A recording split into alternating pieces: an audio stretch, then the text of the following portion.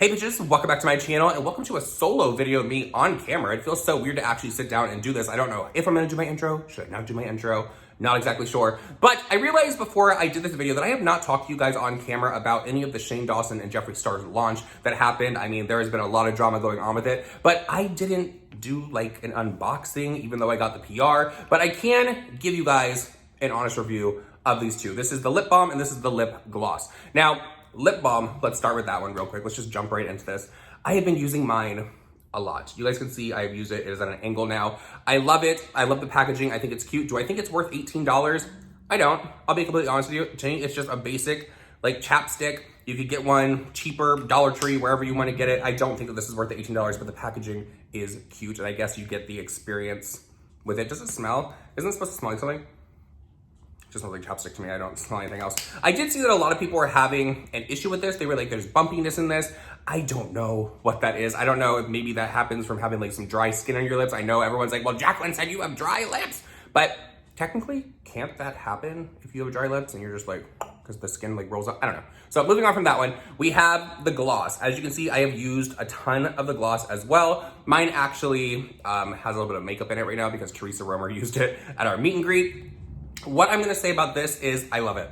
I love the gloss. If you can get your hands on the gloss, it's great. The only thing that I had an issue with is my packaging broke very early on. Like, I don't know if there was not enough glue in there or what. It doesn't even look like there's any glue in there, but it broke, so I have to take this off, and then I have to go like this, and you know, just apply it like that. Ooh,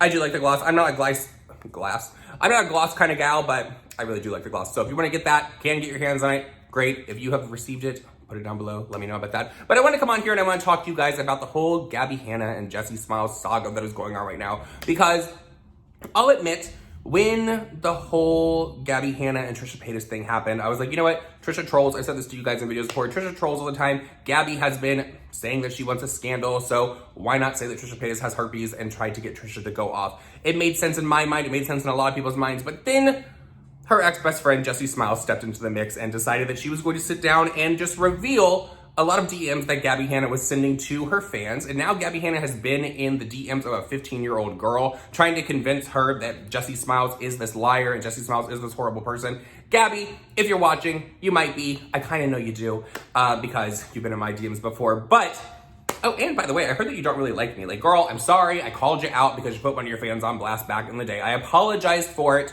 because now I understand how easy that is to do when people are sending you, hey girl, I apologize. Why don't you like me? Let's be friends, girl.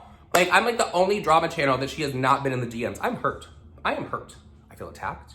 I feel triggered. So Gabby Hanna has been in the DMs of a 15-year-old fan trying to convince her that Jessie Smiles is a liar and that she's manipulative and that she's just trying to almost have a vendetta against Gabby, and I think it's completely creepy. But Jessie Smiles found out about it because the girl literally posted the whole conversation thread over on her Twitter. I'm not gonna show that because she is 15, and I mean, I think it's creepy that Gabby's doing it, so I'm not gonna participate in that. But Jessie called her out and said the following. I made it very clear in my video that this behavior needs to stop. At Gabby Hanna. Stop messaging fans, especially 15-year-old ones. This fan is now brought into something she had no business being involved in. Enough is enough. And I completely agree with Jessie Smiles. Like, why are you still going on with this? Like, why are you trying to paint this narrative about Jessie Smiles? Because you put out literally a 2-page novel of an apology where you basically did not take blame for it. You tried to say you were in a dark place. By the way, if you guys are in a dark place and you want some merch, there is a merch bar down below for my In a Dark Place hoodies. It is a Beauty Guru apology hoodie. I would not consider Gabby Hanna a beauty guru, but you know what? She could wear a hoodie. We don't discriminate here on this channel. And this is why I don't do like in front of camera videos, because I always get a sweaty upper lip.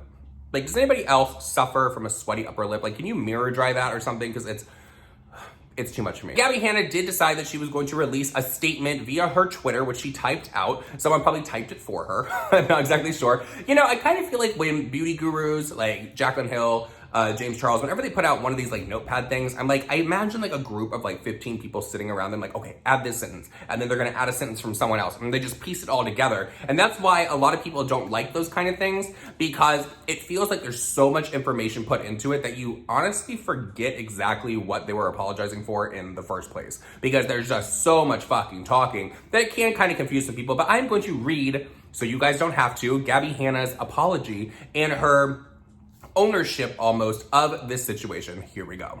Oh, Lord Jesus, take the wheel. In regards to Jessie, I have not ever publicly defended or collaborated with Curtis Lepore. Jessie was very publicly my best friend, and he was very publicly her ex/assistant.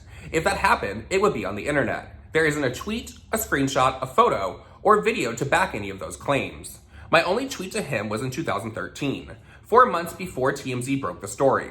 At that time, I had no way of knowing what was going on. Her and I had not met, and I wasn't friends with any of his friends. I heard the news with everyone else. Jessie and I had an unrelated falling out at the beginning of 2014.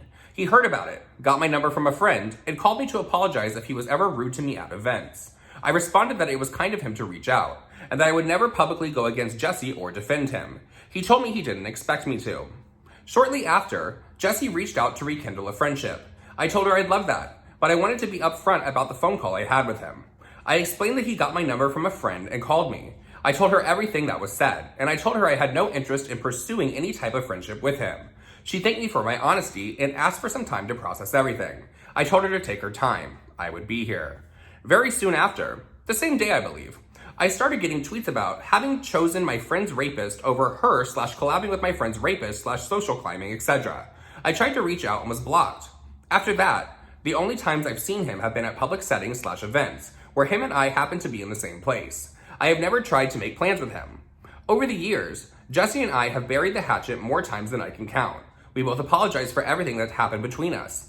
I truly thought it was all handled privately, as we had plenty of civil conversations about life, family, work, etc.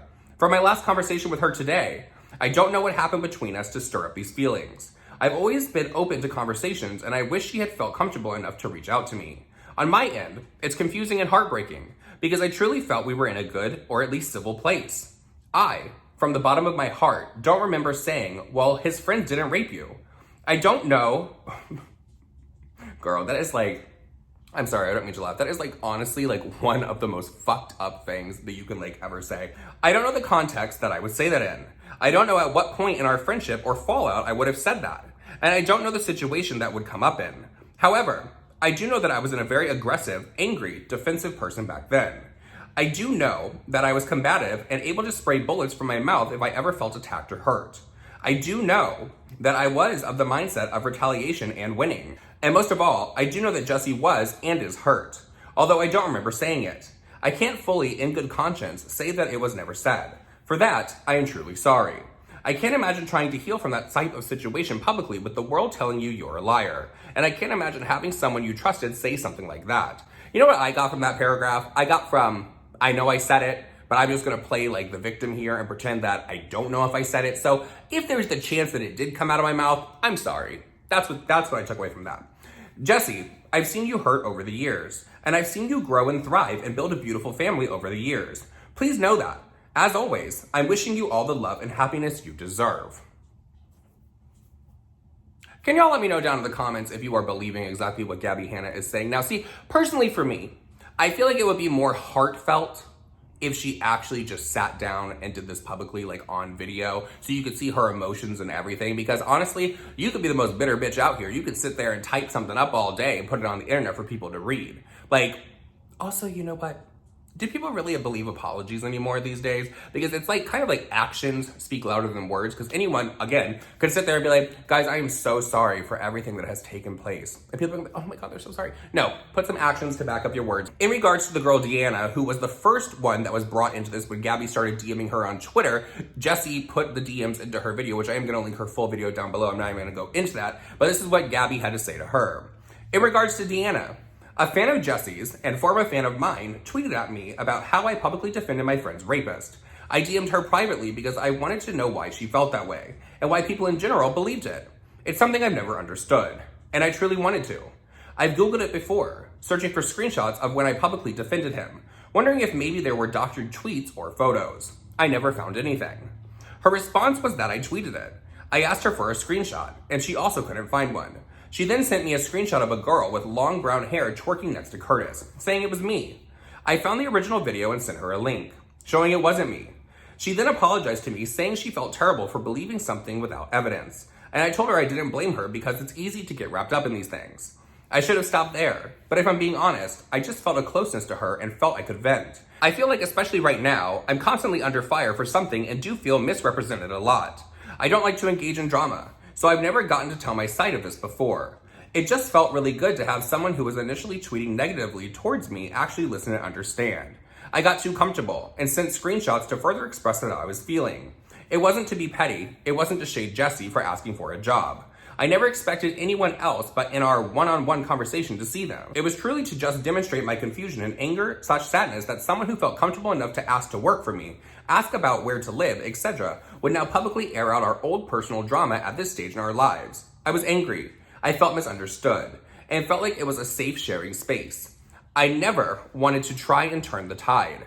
I was just venting to someone who was telling me they understood. It wasn't the right space or dynamic, and I recognize that.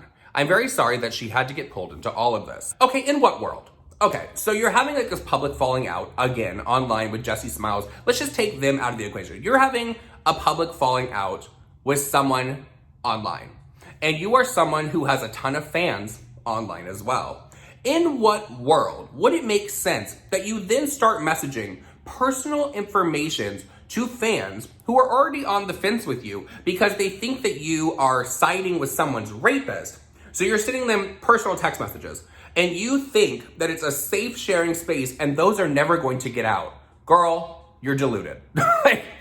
In what world does that make sense? You should never send personal text messages to anyone because that was a conversation between yourself and the other person on the other end. That's shady dealings. I have told you guys before, I don't understand people that keep like receipts on their friends. Jessie and Gabby have not been friends for a good long while, so the fact that she still has screenshots of when Jessie was like, hey, you know, if you need videos edited, I can help you with that, which is, what?